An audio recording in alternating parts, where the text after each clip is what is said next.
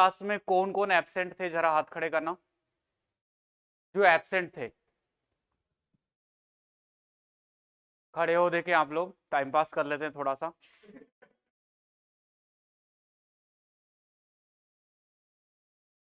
मेरे बच्चों, मेरे दुख का एक कारण ये भी है।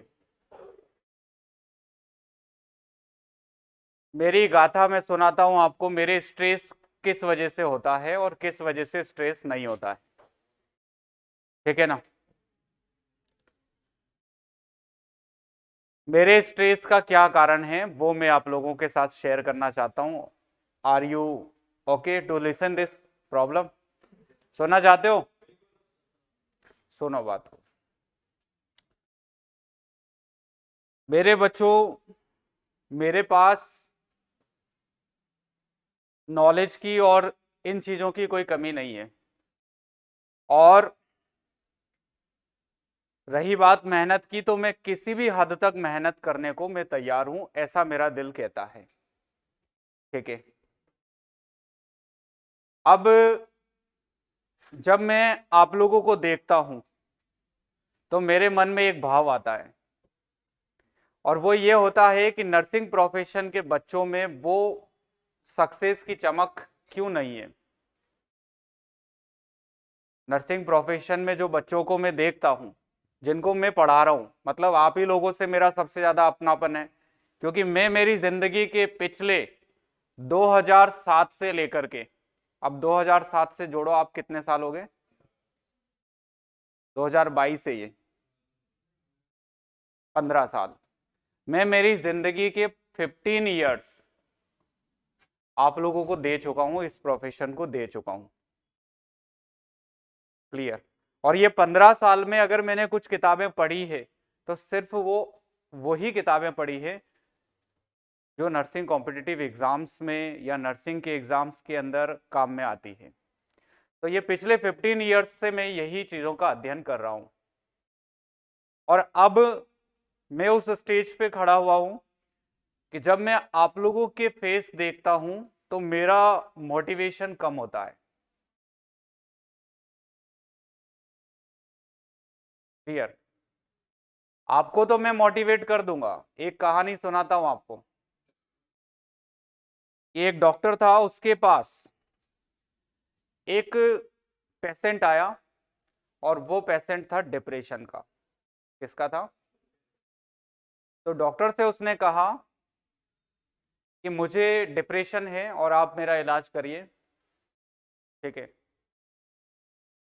तो उस डॉक्टर ने कहा कि यार, डिप्रेशन का तो मैं इंस्टेंट क्या इलाज करूं, इसका परमानेंट सॉल्यूशन तो नहीं है, लेकिन कि मैं आपको एक सलाह देता हूं कि अच्छा दीजिए सर। तो के पास में ही एक सर्कस चलता है, उस सर्कस में एक व्यक्ति है जो पूरी दुनिया को बहुत हंसाता है। तुम जाओ और उसके सेशन अटेंड करना शुरू करो, धीरे धीरे धीरे धीरे तुम्हारे डिप्रेशन जो है वो खत्म होता जाएगा और सुधार आने लगेगा। पता है उस व्यक्ति ने क्या कहा? कि सर, उस सर्कस में जो दुनिया को हंसाता है वो मैं ही हूं। तो बात समझ में आई? अरे बात समझ में आई? तो मैं आप लोगों से आज ये जो बात शेयर कर रहा हूं, इसके पीछे आप सब सुन रहे हैं मुझे, ऑनलाइन वाले भी सुन रहे हैं, ऑफलाइन भी सुन रहे हैं, कि मैं दुनिया को, आपको, जितने स्टूडेंट्स मुझे सुनते हैं, मैं सबको मोटिवेट करता हूं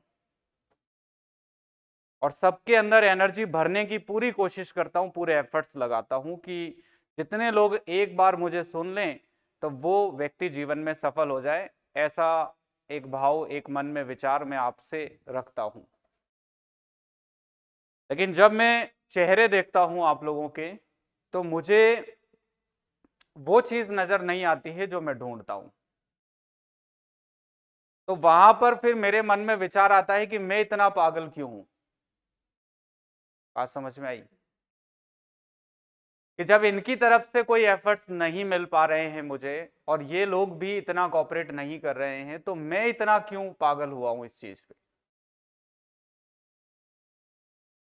तो ऊपर वाला जब मैं ध्यान लगाता हूं तो वो यही कहता है कि तू भी जा, तेरा सिलेबस करवा, मस्त रहे और काम कर और बढ़िया एंजॉय कर जिंदगी को।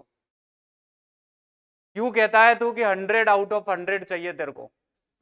100 बच्चे पढ़ा के कभी 100 सक्सेस हो जाए, ऐसा कभी नहीं होगा। लेकिन मेरी जिद है कि मेरे को करना है, होगा। मेरा ये है मुद्दा कि अगर मैं 100 पढ़ा रहा हूं तो 100 क्यों नहीं हो सकते, क्यों सक्सेस नहीं हो सकते, क्यों जॉब नहीं लग सकती है?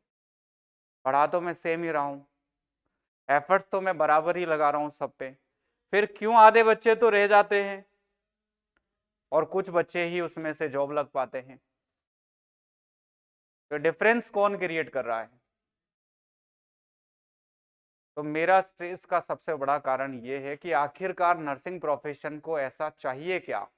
मैं मेहनत की किसी भी हद को क्रॉस करना चाहता हूँ, मुझे कोई दिक्कत नहीं है, मुझे इस शरीर से कोई प्यार नहीं है, पैसे से मुझे कोई मतलब नहीं है, कोई प्यार नहीं है। अगर मुझे नर्सिंग प्रोफेशन आज भी ये कह दे कि सर आप सिर्फ एक पैसा मत लेना और हम उतनी शिद्दत से पढ़ेंगे कि गुरु और शिष्य का मतलब हम समझेंगे, तो मैं मेरी जिंदगी की बहुत बड़ी बात कह रहा हूं कि आपसे एक पैसा नहीं लूंगा, लेकिन सिर्फ मैं ही पढ़ाऊंगा बस। बाकी टीचर्स को मैं एफर्ट नहीं कर पाऊंगा, बाकी संसाधनों को मैं एफर्ट नहीं कर पाऊंगा, मैं पढ़ाऊंगा। और मैं अपना जिंदगी पूरा दांव पे लगाने को तैयार हूं। मुझे किसी कुछ नहीं चाहिए इस लाइफ से, मुझे चाहिए सिर्फ एक नाम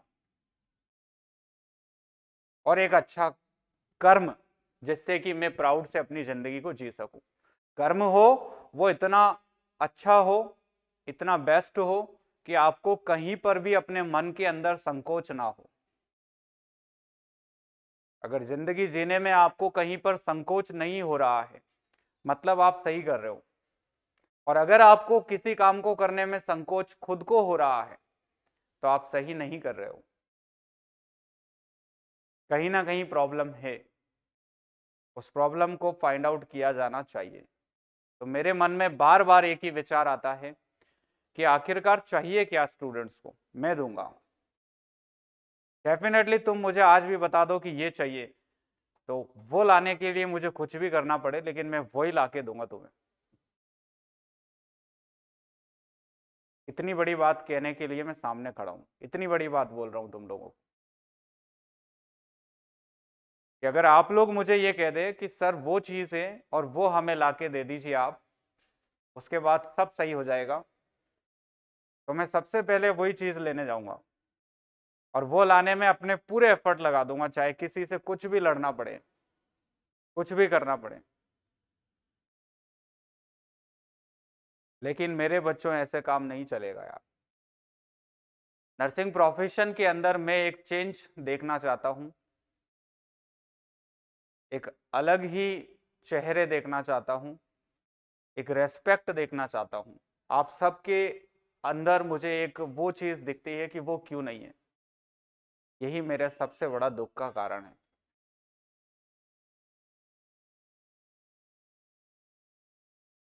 कि हम समझाते हैं, हम चीजें सिखाते हैं नर्सिंग प्रोफेशन को कि सर हम फीस एफर्ट नहीं कर सकते। मैंने कहा नहीं चाहिए फीस, उसके बाद कि हम पढ़ भी नहीं सकते, तो फिर तो बात बनेगी क्या?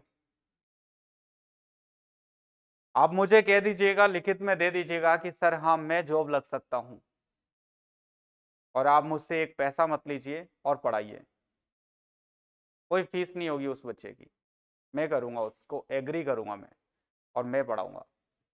लेकिन उसी लेवल का परफॉर्मेंस, उसी लेवल का एफर्ट्स, वो क्यों नहीं दिखता है आप लोगों के अंदर?